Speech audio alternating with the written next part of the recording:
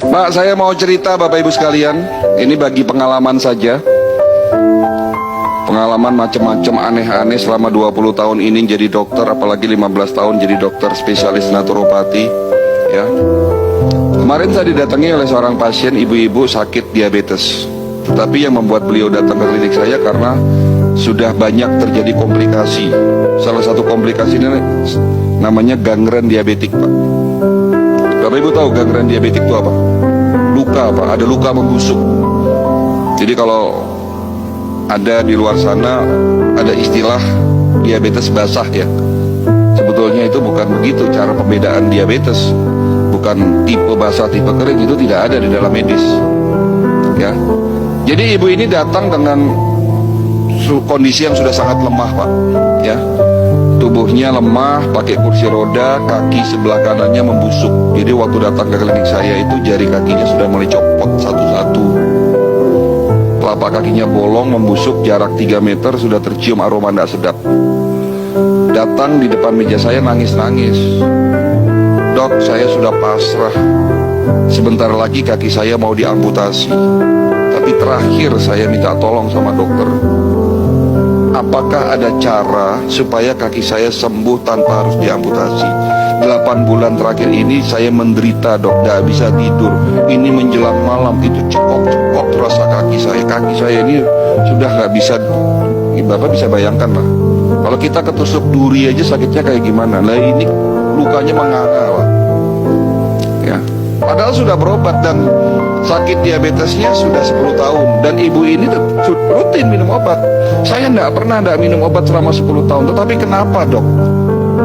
1 tahun, 2 tahun terakhir ini tubuh saya semakin melemah. Gula darah saya tidak turun-turun, padahal sudah minum obat, sudah sesuai ikuti anjuran dokter. Bahkan banyak organ dalam tubuh saya ini rusak. Apa yang bisa saya lakukan dengan kondisi seperti itu, Pak? Nah, inilah peran dari pengobatan holistik. Kita tetap ikhtiar, kita tetap bantu mereka yang sakit, yang sudah begitu hopeless. Ya, sebelum saya memberikan satu resep obat, sebelum saya memberikan pengobatan, prosedur protap di klinik kami, kita harus melakukan medical check up. Tetapi berbeda dengan medical check up yang ada di rumah sakit, Bapak Ibu sekalian. Medical check up di klinik kami dengan konsep holistik, dengan alat-alat yang ada di dalam bidang kedokteran holistik. Alat ini saya temukan waktu kami masih belajar di Beijing. Nama alatnya Human Resonance Magnetic Analyzer. Sebuah alat untuk memeriksa fungsi organ lewat gelombang energi. Alat ini saya bilang cukup canggih, Pak. Ya, hanya 10 menit dapat mendeteksi 250 parameter pemeriksaan. Itu kalau di print semua 30 lembar, Pak. Dari ujung kepala sampai ujung kaki. Dengan alat ini saya melakukan pemeriksaan kepada ibu tadi, dan hasilnya jantungnya membengkak, pankreasnya rusak, fungsi ginjalnya tinggal 40%, banyak pembuluh darah yang tersumbat, radikal bebasnya sangat tinggi. Jadi salah satu kelebihan dari alat ini mampu mendeteksi adanya radikal bebas. Ya. Dan ini semua terjadi akibat apa? Akibat gaya hidup beliau yang salah. Apa itu? Ada 3 yang saya simpulkan salah. Pertama, beliau suka tidur larut malam. Mereka yang kebiasaan tidur di atas jam 11 malam, tubuhnya akan lemah. Kenapa? Karena jam 11 sampai dengan jam 1 malam, di saat kita tidur pulas, ada bagian tubuh, ada organ tubuh yang namanya liver, hati, itu melakukan bersih-bersih, Pak. Detox istilahnya. Liver memiliki 500 fungsi, Pak. Jadi organ yang paling berat kerjanya adalah liver, Pak. Kalau jantung 1 fungsi, Pak, mompa darah, selesai. Ginjal punya 2 fungsi, tetapi liver memiliki 500 fungsi. Dari salah satu fungsi itu ada yang namanya fungsi detoksifikasi. Apa itu? Membersihkan tubuh kita dari sisa-sisa metabolisme yang bisa berpotensi terjadinya oksidasi dan terbentuk radikal bebas. Kapan waktunya liver bersih-bersih? Jam 11 sampai dengan jam 1 malam di saat tidur pulas. Nah, kalau bapak ibu pada jam itu tidak tidur, apa yang terjadi? Liver tidak bisa melakukan tugasnya bersih-bersih, pada akhirnya metabolismenya terganggu. Karena apa? Karena terjadinya oksidasi yang tidak dapat dinetralisir oleh tubuhnya.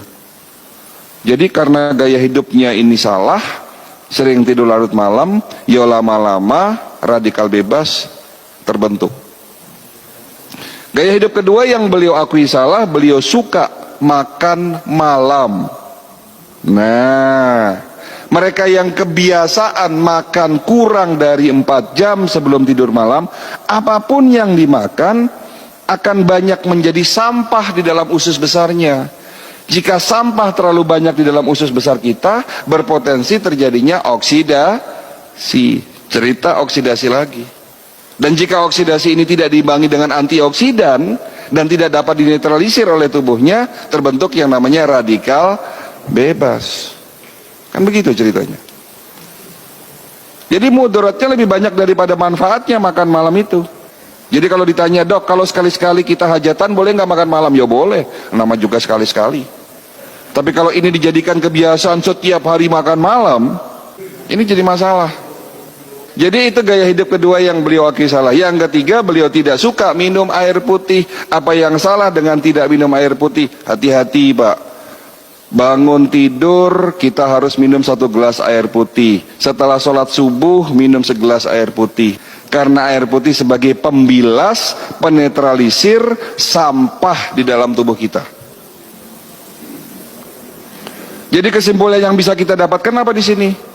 Tidak ada satupun penyakit bisa sembuh jika Bapak hanya mengandalkan obat.